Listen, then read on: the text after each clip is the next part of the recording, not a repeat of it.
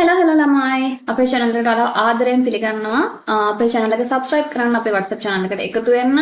ඔයාලගේ story එක අපිට message එකකින් දාන්න. please voice messages දාන්න එපා. type කරලා එවන්න. මොකද මට ඔයාලගේ voice message එක type කරගන්න time එකක් නැහැ. අද story එක කියවන්න කලින් ඔය ටික තමයි කියන්න තියෙන්නේ. අද story එක අපිට එවලා තියෙන්නේ ගෑනු ළමෙක්. මේක චුට්ටක් විතර පොඩ්ඩක් දෙපැත්තටම සමබර කතාවක්. මම කතාව කියලා ඉන්න. ඊට පස්සේ අපි බලමු මොකද්ද කියන්න තියෙන්නේ කියලා. මම අවුරුද්දක් යාළු වෙලා හිටපු බෝයි එක්ක දැන් අවුරුද්දකට විතර කලින් FI එක නතර කරා. එතකොට මම මේ කියන්නේ මගේ ex boyfriend ගැන. අපේ FI එක නතර වුණේ අපි දෙන්නම කතා බහ වෙලා අපි දෙන්නගේ නොගැලපීම එක්ක ඉස්සරහට යන්න බැරි නිසා. මට අලුත් ජොබ් එකක් හම්බුණා. ඒකත් එක්ක මට මූව් වෙන්න වුණා. කොහොමත් අපි දෙන්න ගැලපීම් තිබ්බේ නැහැ මුලින් ඉඳලම. අපි දෙන්නම කතා බහ වෙලා තේරුම් අරගෙන අවුරුද්දක් ආදරය කරාට පස්සේ වෙන් වුණා. හැබැයි අපි දෙන්න අතර කිසිම තරහක් තිබ්බේ නැහැ. අපි දෙන්නගේ සම්බන්ධය නතර වුණාට පස්සෙත් අපි දෙන්න යාළුවෝ වගේ මැසේජ් කරනවා තාමත්. මගේ බොයිෆ්‍රෙන්ඩ්ට අපේ සම්බන්ධය නතර වුණාට පස්සේ වෙන ගෑනු ළමෙක් හම්බෙලා එයත් එක්ක යාළු වුණා. ඒ සම්බන්ධෙට දැන් අවුරුද්දක් විතර. ප්‍රශ්නේ මේකයි. ඒ සම්බන්ධය තියෙද්දිනොත් මගේ බොයිෆ්‍රෙන්ඩ් ඔයාගේ බොයිෆ්‍රෙන්ඩ් නෙවෙයි යා. දැන් ඔයාගේ එක්ස් බොයිෆ්‍රෙන්ඩ්. ඒක නිසා ඔයාට ඔයාගේ බොයිෆ්‍රෙන්ඩ් කියන්න එපා. හරිද? ඔයාගේ එක්ස් බොයිෆ්‍රෙන්ඩ්. මගෙත් එක්ක මැසේජ් කරා. ඒකට එයාගේ දැන් ගෑනු ළමයා කැමති උනේ නැහැ. ඔව් අනිවාර්යෙන් කැමති වෙන්නේ නැහැ. ඒ වෙලාවට මගේ බොයි මට ඒවා කියනවා. අනේ ප්ලීස් එයා ඔයාගේ බොයි නෙවෙයි. එයා ඔයාගේ එක්ස් බොයි, එක්ස් බොයිෆ්‍රෙන්ඩ්. හරිද? ඉතලා ඒක තේරුම් ගන්න. ඒක ඔයාගේ බොයි කියනකොට මට ඒක ඉරිටේට්. ඒක හරි මේ හිසරදයක්. ඔයාගේ බොයි නෙවෙයි ඔයාගේ එක්ස් බොයිෆ්‍රෙන්ඩ්. ඒ දෙන්න අතර මන් නිසා ප්‍රශ්නයක් වුණා කිව්වොත් උනොත් එයා ඒක මට කියනවා. මමයි එයයි මැසේජ් කරන ඒවා එයා එයාගේ ගර්ල්ෆ්‍රෙන්ඩ්ට හංගන්නේ නැහැ. අපි දෙන්න මැසේජ් කරනකොට වඩා අනවශ්‍ය දේවල් මැසේජ් කරන්නේ නැහැ. යාළුවෝ වගේ තමයි කතා බහ කරන්නේ. ඒත් හැමදාම නෙවෙයි.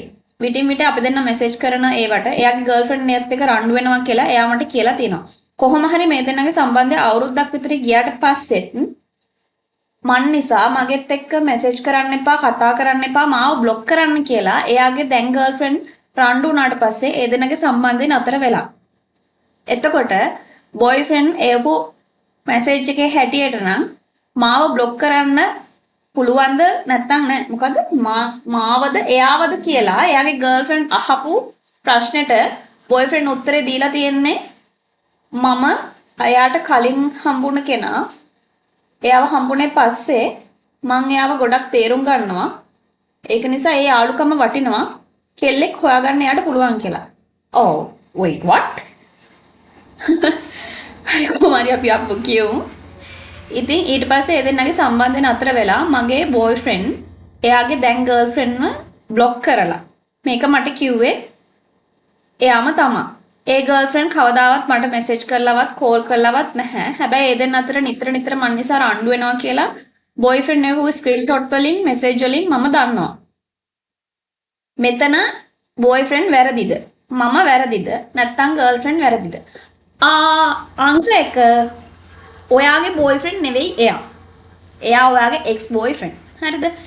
ඔයාගේ කරුණාවන්තකමට හරි වගේ මනුස්සකමට හරි වගේ මොකක් හරි තියෙන ඒකට ඔයා අයත් එක්ක යාළුවෙක් විදිහට මැසේජ් කරනවා වෙන්න පුළුවන්. හැබැයි ඔයා මේ කියලා තියෙන වෙලාව හැටියට ඔයා රිලේෂන්ෂිප් එක නෙවෙයිනේ. හැබැයි ඔයාගේ එක්ස් බොයිෆ්‍රෙන්ඩ් දැන් ඉන්නේ රිලේෂන්ෂිප් එකනේ. දැන් එයාට FA එකක් තියෙනවනේ වෙන ගර්ල් කෙනෙක් එක්ක. එතකොට ඒ ගර්ල් කීඩවත් කැමති වෙන්නේ නැහැ තමන්ගේ බොයිෆ්‍රෙන්ඩ්. ඔයාගේ නෙවෙයි එතකොට ඒ ගර්ල්ගේ බොයිෆ්‍රෙන්ඩ් එයා. තව කෙල්ලෙක් එක්ක විශේෂයෙන් එක්ස් එක්ක මැසේජ් කරනවට ඔය දෙන්න අතර රිලේෂන්ෂිප් එකක් තිබ්බා. ඔය දෙන්නට දෙන ආදරේ කියාගෙන නැති. ඔය දෙන ආදරේ කරලා තියෙනවා. එතකොට කිසිම කෙල්ලෙක් කැමති නැහැ තමන් ආදරය කරන කොල්ලා, තමන්ට ආදරය කරන කොල්ලා එයා කලින් ආදරය කරපු කෙනෙක් එක්ක මැසේජ් කරනවට කනෙක්ෂන් එක තියා ගන්නවට.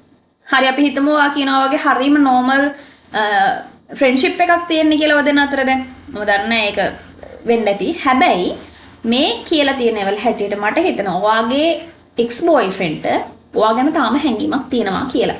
ඔයා ගැන තාම එයා බලාපොරොත්තු තියාගෙන ඉන්නවා කියලා. මොකද මම හිතන්නේ අනික මේක හිතන්නකෝ දැන් ඒ ෆෑග නතර වුණු ගමන් ඒ කෙල්ලව බ්ලොක් කරන්න පුළුවන්. හැබැයි ඔය දෙන්නගේ ෆෑග නතරලා අවුරුද්දකුත් ගිහලා තාම ඔයාව බ්ලොක් කරගන්න බෑ. ඒ බොයිට. ඉතින් එතන වැරදි ඉතින් එයා වැරදි. මට මං කියන්න තියෙන්නේ ඒ ගර්ල්ෆ්‍රෙන්ඩ් වැරදි නැහැ කියන්නත් බෑ. මෙහෙමයි අර හැබැයි ඉතින් ඒක සාධාරණයි. එයාගේ පැත්තෙන් එයා සාධාරණයි. එයාගේ පැත්තෙන් එයාට ඕනේ නැහැනේ එයාගේ බොයිෆ්‍රෙන්ඩ් වෙන එක්ස් විශේෂයෙන් එක්ස් එක්ක මෙසේජ් කරනවට. එතකොට ඔයාලා දෙන්නටම වැඩි උතන වැරදි ඒ පිරිමි ළමයා. සහ ඔයත් වැරදි. මොකද ඔයා ගෑනු ළමෙක්නේ. එතකොට ඔයාට තේරෙන්න ඕනි චුට්ටක් අර ගර්ල්ගේ සිටුේෂන් එකක්. හැබැයි ඔයාගේ ලොකුම වැරද්ද ඔයා තාම එයාට මගේ බොයිෆ්‍රෙන්ඩ් කියන එක. ඒක තමයි වැරදි. මට හිතෙන හැටියට ඔයාගේ වගේ එක්ස් බොයිෆ්‍රෙන්ඩ් උයි දෙන්නම ඔයදෙනාගේ සම්බන්ධය නවත්තර කරලා ජීවිතේ ඉස්සරහට අරන් ගියාට අර දෙන්නත් එක්ක දිගටම කතා බහ කරන එක පවත්වාගෙන ගියපු හින්දා වෙන්න ඇති. දෙන්නව තාම අමතක කරන්න බෑ වෙලා තියෙනවා. තාම ඔය දෙන්නට දෙන්නගේ හැඟීම් තියෙනවා කියලා තමයි මට තේරෙන්නේ. මොකද ඒ බොයිත් ඒ සම්බන්ධය නතර කරලා ඔයාලගේ සම්බන්ධය නතර කරලා වෙන සම්බන්ධයකට ගියාට තාමත් ඔයාව තෝරගන්න ලෑස්ති. ඒ වගේම ඔයත් තාම එයාට කතා කරන්නේ මගේ බොයිෆ්‍රෙන්ඩ් කියලා. ඉතින් මම හිතනවා ඔය දෙන්නම තව මිනිස්සුන්ගේ ජීවිතේ ලං කරගෙන තව ගෑනු ළමයෙක්ව තව පිරිමි ළමයෙක්ව කොහෙවත් ඉන්න ජීවිතේ ලං කරගෙන ඒ කොහෙවත් ඉන්න ජීවිතවලට දුක් දෙන්නේ නැතුව ඔය දෙන්න සම්බන්ධයක් පටන් අරගෙන ආපහු ඔය දෙන්න කරගෙන ගියා නම් හරි. මොකද මේ එක්කෝ එහෙම නැත්තම් ඔය දෙන්නට ඇත්තටම ඔය දෙන්නගේ සම්බන්ධය අමතක කරලා ඔය දෙන්නට මූව් ඔන් වෙන්න ඕන නම් ඔය දෙන්නගේ කන්ටැක්ට්ස් නවත්තන්න. ඔය දෙන්නට දෙන්න කතා බහ කර දිගටම ඉන්න ඔය දෙන්න වෙන්වීමක් වෙන්නේ නැහනේ. ඔය දෙන්නට ඔය දෙන්න ඔයා කියන පුළුවන් අපි මෙසේජ් කරන්නේ යාළුවෝ විදිහට අරකයි මේකයි කියලා. හැබැයි ඉතින් ඔය දෙන්නට ඔය දෙන්න අමතක කරන්න කාලයක් හම්බෙලා නැහනේ. ඔය දෙන්න වෙන් වෙලා ඉඳලා නැහනේ. ඔය දෙන්න කන්ටැක්ට්ස් තියාගෙන ඉඳලා නේ ඔය දෙන්න මෙසේජ් කරලා. ඒක නිසා ඉතින් මේ ඉස්සරහට යන්න අමාරුයි. සම්බන්ධන නතර වෙලා මම කියන්නේ වෛර කරන්න කියලා. මම කියන්නේ මේ තරහකාරයෝ වෙන්න කියලා. මම කියන්නේ අපිට තව කෙනෙක් අමතක කරන්න ඕන නම් අපිට ඒ කෙනාව ඩේලි දකින්න, ඒ කෙනත් එක්ක ඉන්ටරැක්ට් වෙන්න, ඒ කෙනත් එක්ක මෙසේජ් කෝල් කරන්න කියන එක එච්චර හොඳ දෙයක් නෙවෙයි. ඔයාට ඔයාගේ ජීවිතය එයාව අමතක කරලා ඉස්සරහට යන්න ඕන නම්, එයාටත් ඔයාව අමතක කරලා ඉස්සරහට යන්න ඕන නම් ඔය දෙන්න තියෙන කන්ටැක්ට්ස් නවත්තන්න. එහෙම යන්න ඕන. නැත්තම් ඔය දෙන්න සම්බන්ධය අපව පටන් ගන්න. කොහොම වුණත් ඔය දෙනා කන්ටැක්ට්ස් තියාගෙන ඔය දෙන්නට දෙනවා 100ක් අමතක නොකර තව කට්ටියව ඔයාලගේ ජීවිතවලට ලං කරගන්න එපා. ඒකෙන් ඒ මිනිසුන්ට විතරයි දුකක් වෙන්නේ.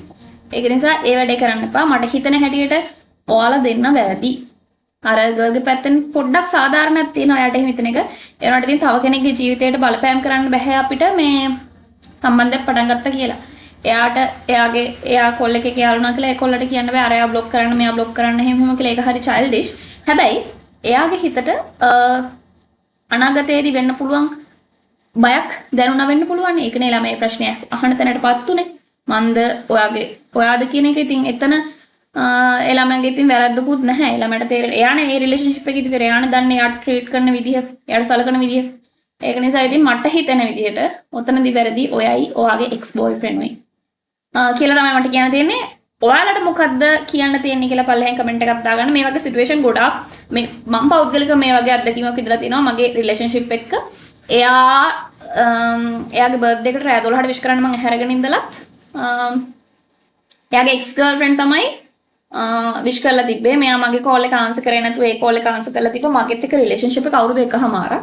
එතකොට ඉතින් ඒ වෙලාවේ එයා ප්‍රයොරිටි එක දුන්නේ එයාගේ එක්ස් ගර්ල්ෆ්‍රෙන්ඩ්. මම කියන්නේ ඔයා රිලේෂන්ෂිප් එකක් නවත්තලා අලුත් එකට යනවා නම් ඔයා අයව අමතක කරන්න.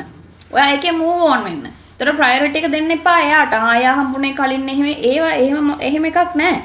ඔයා තව සම්බන්ධයකට යන්න එපා පරණ ඒවා ඔළුවේ තියාගෙන. ඒ කියලා තමයි මම හිතන්නේ. මේ වගේ අත්දැකීම් වලට මුහුණ දුන්න අය ඇති. කමෙන්ට් එකක් දාන්න පළෙන් ඔයාලා මොනවද හිතන්නේ කියලා. මම ඔය අහපු ප්‍රශ්නට මට කියන්න තියෙන්නේ ඔයාලා දෙන්න වැරදි. ඒක නිසා ඒක මගේ ඔපිනියන් එක. ඒක නිසා ඉස්සරහදී හොඳ තීරණ ගන්න. අපේ channel එකට එකතු වෙන්න, අපිව subscribe කරන්න, ඔයාලගේ story එක අපිට message එකක් දාන්න.